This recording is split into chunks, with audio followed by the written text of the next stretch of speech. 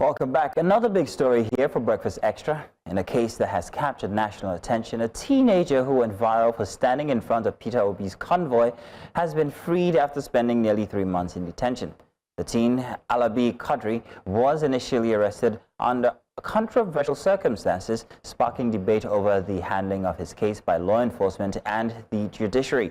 Despite being detained for over 2 months, the court ruled that there was insufficient evidence to warrant his continued detention, ultimately leading to his release.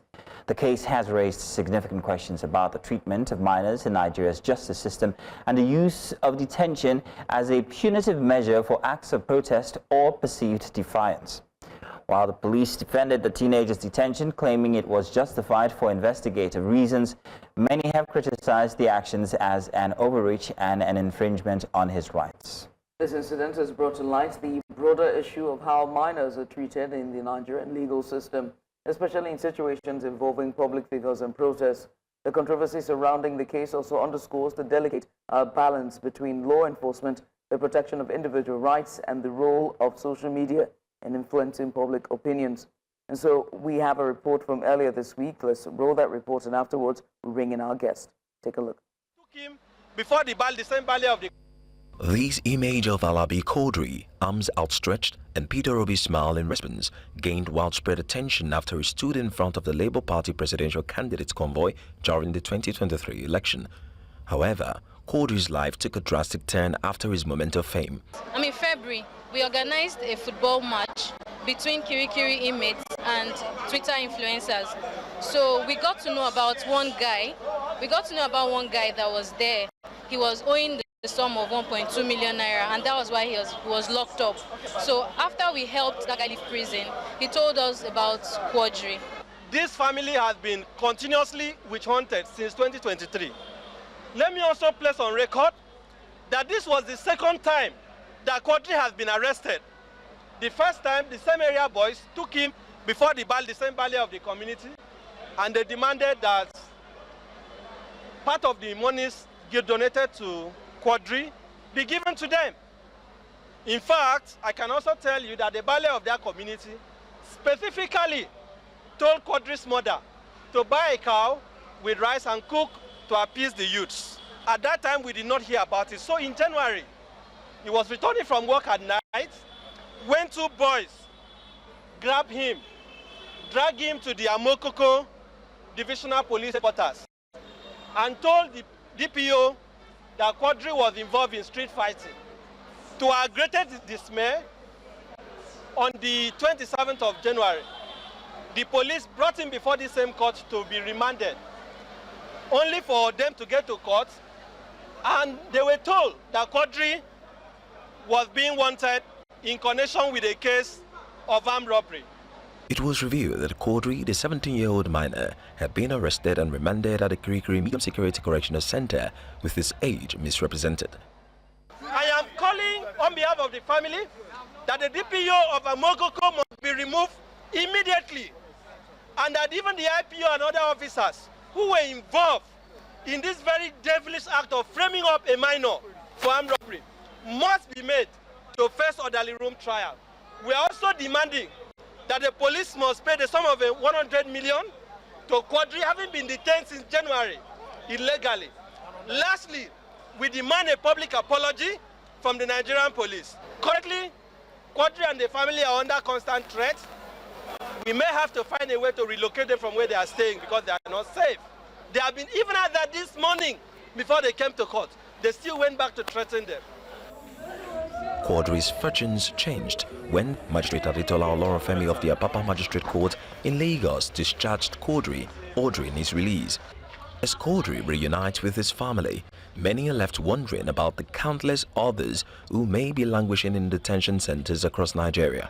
Many things they are due for me, but I will see, man, I know that God will move me for this condition where I'm at. I want to go to school. Yes. That's my last born. Last born, meaning.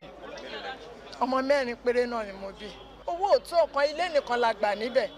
So ẹ fẹ́ rí sójú àtọ́. Ipe yes bó ṣe ń rìn. Ọmọ yìí dẹ̀ ń lọ síbi iṣẹ́. Ṣó ti yé yín? àmọ́ mo dúpẹ́ lọ́dọ̀ Ọlọ́run, mo dẹ̀ dúpẹ́ lọ́wọ́ gbogbo ẹ̀yin tó kù àgàgà lọ́ọ̀yà ẹ̀. Many say Quadri's journey from fame to detention and ultimately freedom serves as a shocking reminder of the complexities and challenges within Nigeria's justice system. In Lagos 4 News Central, Igbalani Omani. And now to discuss, first of all, many thanks to Igbalani Omani there for that in-depth report. And now to discuss the legal, ethical, and social ramifications of this case, we're joined by Betty Abba. She's a renowned children and family rights lawyer, and she joins us live to bring us a bit of provider expertise on the legal aspects of this case and also explore the broader implications of the rights of children and young adults in Nigeria. Betty, thank you so much for joining us. We appreciate you for doing this with us. A very heartbreaking story, heart-wrenching to watch. What was your reaction at first when you heard the story and the 3 months that he has spent in cell? Thank you very much. I think what occurred to me, and which is also quite often, is that we are not a child-friendly country. We do not take the rights and protection of children seriously, both at individual and at institutional level. And that if this could happen to Quadri, who actually came to what we could describe as international limelight, it can happen to any other person on the streets. Imagine being detained in the police station, the Amokoko police station, for a week and then 2 months for an offense which he obviously didn't know anything about. And the fact of the lack of accountability, the sagging nature of law enforcement in Nigeria, the very problematic issue with our legal system, the judiciary, and the fact that majority of Nigerians, especially people from low-income communities and marginalized communities, are extremely vulnerable. You could just be walking on the streets and then you're picked, and then you just disappear. You could be in prison for years. We see this all of the time, both with adults and with children. We really need to do a lot more with regards to how we treat fellow human beings, and especially children who are extremely, extremely vulnerable. So what's the Nigerian legal framework for handling minors in detention or in these kinds of cases? Let's establish that. Quadri was not supposed to be anywhere near the Greek maximum prison. He's a minor. Even if we assume that he committed the offense, he was supposed to have been remanded at a juvenile facility, which wasn't even the case. And I'm sure at some point the mother would have told the DPO and others handling the case that this is a boy. But we also want to ask, how knowledgeable is the police with regards to knowledge, information about child protection and how to treat adults and minors? So it's extremely worrisome. We have the Nigeria is signatory to the United Nations Convention on the Rights of the Child. Nigeria has the Child Rights Act of 2003. Lagos State domesticated the act, and Lagos State itself has the 2017 Child Protection Policy. Are law enforcement agencies even familiar with these laws? So what do the laws say specifically regarding handling minors? So when he's a minor, even if he had committed that offense, he was supposed to be treated as someone, as a minor in conflict with the law. He was not supposed to have been detained for 1 week. And even if he had done it, he would have been tried in a juvenile court, not an adult court. So do we have these juvenile courts even here in Lagos? One, do we have juvenile detention centers in Lagos? We do have juvenile detention centers in Oregon. In Oregon, which is very active. But obviously, this was not about a crime being committed. This was not about he being guilty or not. This is all about vindictiveness and the corruption in the Nigerian police force. You could be very sure, and I'm very certain, that money must have exchanged hands. This is the same country where people take up their neighbors, their enemies, so-called, and get the police to arrest them and get them detained indefinitely. So this is what it's all about. So the police is actually one of our biggest problems, police and politicians, of course, in this country. And except we're able to deal with the rot, the compromise, the very pitiable state of law enforcement in Nigeria, people will continue to be very vulnerable to this kind of situation. And the vulnerability has been exploited, isn't it? Yes, especially poverty particularly is being weaponized against citizens. We've had so many cases like this. People just walk on the street and then they're picked up, and because they're not able to bribe their way through the police setting, they end up in jail. And then some spend years. Quadri happens to be lucky because someone brought attention to his case. And then he's in Lagos where the media's spotlight is so much. There are so many other people languishing in jail, in detention facilities across the country. And you can imagine how charismatic, how driven Quadri is to have even been shot to spotlight in the first place, to carry out that stunt with Peter Obi's presidential campaign convoy. So imagine so many people with possibilities, with potentials are languishing in prison. The lawyer, one of his lawyers, the legal counsel, was making statements saying that he seemed to have been witch hunted, and this is not the first time. Yes. And what do you say about that? This seems to be a very peculiar case. Yes. Yes. So it also goes a long way to it shows the compromised state of law enforcement. For we're all citizens, we all have equal rights, and then because I happen to have a higher financial power, I can get you detained just by bribing the police. That is what it was all about. Because we're going to ask, what was the level of investigation into the case? Now the lawyer has asked, because he was paraded, he was taken to court with 4 adults.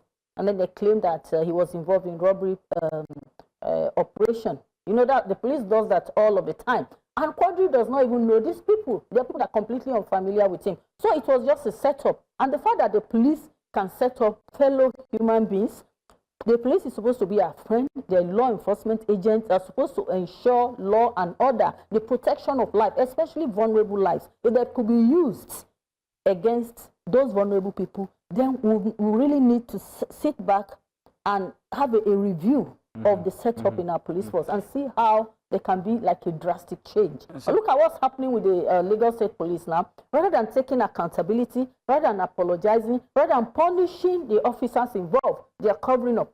They are doubling down on the accusation. Even when the Lagos State Directorate of Public Prosecution had come out to say Quadri was, they had acquitted Quadri, the police is still doubling down and claiming that he was involved in street fights, he was involved in armed robbery. I mean, justifying why he could justifying why. So how are they going to go around to punish the officers involved when they already justified the action? So what are the bigger implications on this for freedom of speech, for example, especially for young people and young adults? We are in an era where we see people taking to social media and expressing themselves. What are the implications on freedom of speech?